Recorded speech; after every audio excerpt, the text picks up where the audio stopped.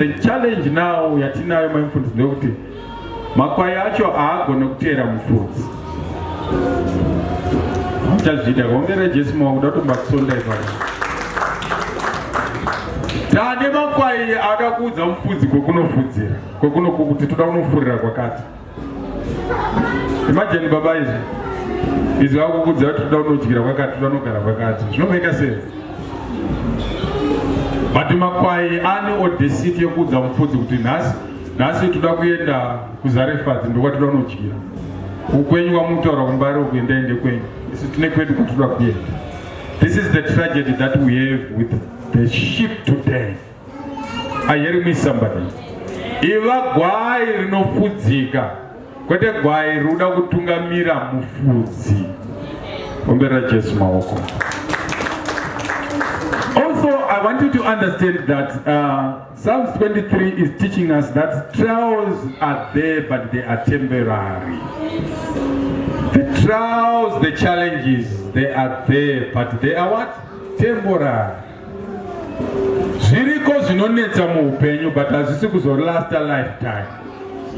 Nogona kuti nguva yareba mukwidza warema. But one thing and one assurance that God told me to tell you is there is always a season of refreshing. Mwari une mwaka wachauya kunokunyaradza. Namatira mwaka iwo kuti usazokupodza. Mwari unopukuta masodzi. Pamakachema pese usangoti Mwari hana kuona. Pamakaomerwa pese usangoti Mwari hana kuona. The season yekupukutwa masodzi is coming. Zvamwari hazvinei. Endanobvunza muSamaria. Samaria mama ane nzara yekuti vanhu vakapesera kudya matoto enjiva, so kutaimira kuti njiva yaenda kupi, because njiva ndo dzaibhuruka dzichienda kunodya. Dzichidzoka matoto enjiva. Imagine kutotaimira kuti njiva yaguta yekukaita matoto womumhanya wonhonga. Right? Vakadya misoro yedhongi. Kwaona dhongi rakudyiwa, dhongi rakubikwa mubhoto kuti ribve ridyiwa. Vakapedzisira vakudya vana kutopanana majuti kuti nhasi tikubika wako. Mangwana tikubika wako. Mangwana tutobika favor ndo vatikubika. Vachidara nomuSamaria.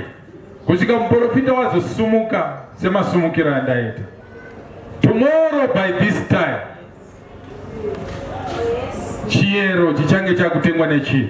Chiero chimwe chete chakutengwa nechi neshekeri rimwe chete. Zvikanzi nemwe chazi dzakaita economics. Zvikanzi blas. Mwari wenyu but izvi zvamakutaura zvisiyana nazvo izvi.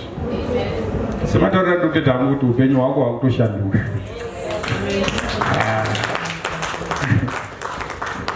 Kune tsamba dzinofanira kungouya dzichishandura upenyu hwako. Pedza ndini hangu wekwamatsike. Tati kune tsamba dzinofanira kuuya dzichishandura hadzo kuti upenyu hwako. Hamutomboteerera zvenyu chikoro chanandikutaura. Tati kune tsamba dzinofanira kuuya dzichishandura upenyu hwako. Tsamba inenge yakangotakura inzwi. Alright. Oh yes. Chatenda pamwe muchazviona sezvingazvidyi. But shungu dzangu ndekuti zvione muzvidyi. Nzazvipikise kana zvoitika. Because Mwari unoziva.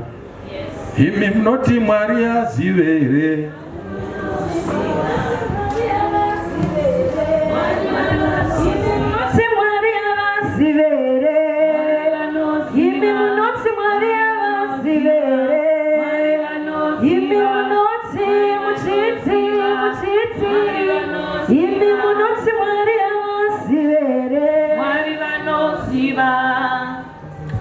Mwari unoziva ramangwana rako.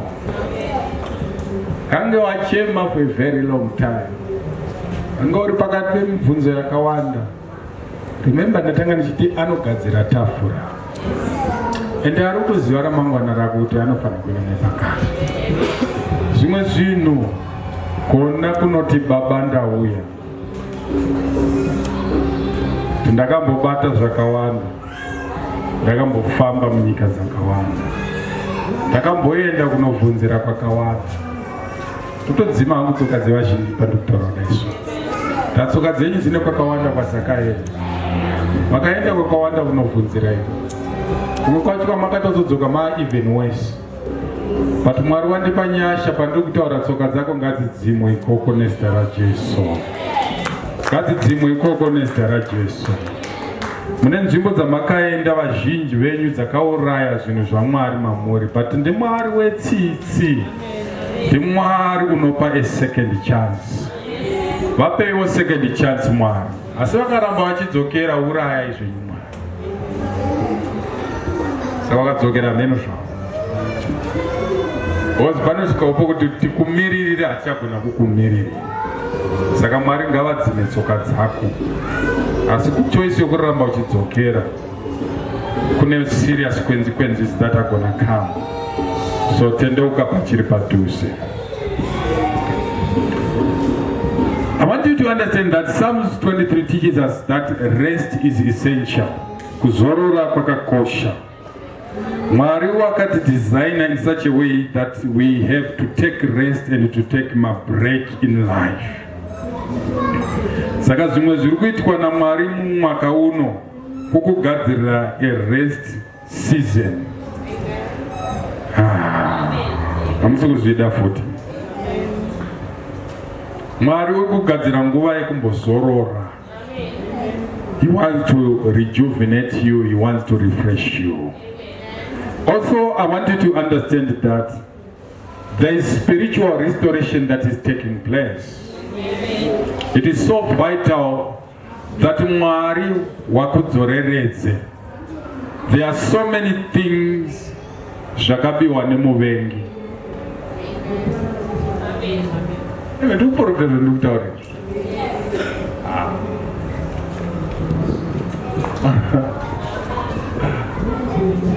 Naiva munetsa, handisi kuporofita zvandikutaurira.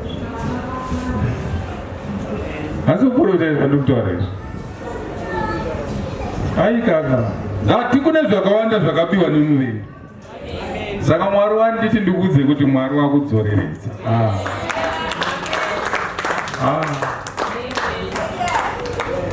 Majara unoudza kuti shakakakaka mofunga kuti yakukwidza makata. Tambokwidza wani makata. Takumateruka saka toramba iita kungobvova chete. Tadzvova kudhara tikwidza. Tikapiwa mascrolls. Tikatambira mascrolls, takuverenga kamascrolls. Tokudza kuti makabirwa zvakawanda ino. Pabhuyera apa zvakabiwa zvakawanda. Zvakabiwa zvakawanda apa pabhuyera. Inonzi madzike tositaramo. Ndonzi zvangu madzike tositaramo. Saka pandiri kutaura kudaizvo. Ndikuona zvinhu zvakakwanduka sokuti kwakwa. Kunge cheni dzine ngura sokuti kwakwa. Ndikunzwa sound.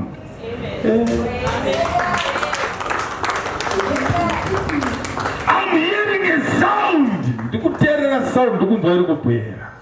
Kune zviri kukwakwanuka kubhuyera.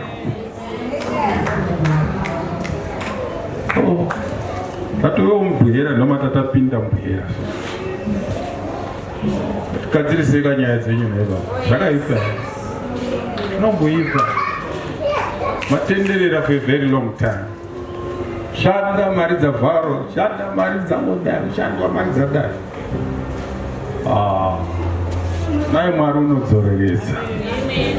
Ngashanyiriwo kumba kwenyu.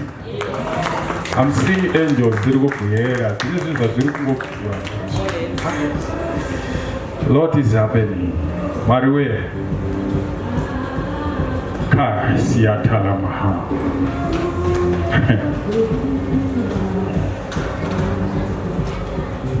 Zvakaipa here Mwari ukakudzoreredza.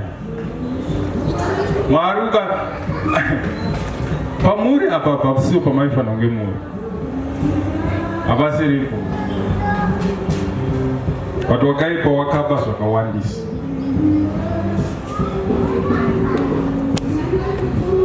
Iye Mwari unovhura nyaya idzodzo ngakudzoreredza. Ndongamatowa. Atingaramba achiita nharo. Ndiye kwake. Because Mwari unopa upenyu, Mwari unogona kungodambura upenyu. Saka kuna mwana anofanira kungodzidza kuti taripenda wosiyana nazvo kuti vararame. Mwari vanyatsoona tafura yenyu yamagadzirwa naShe muchinjoya patafura. What is the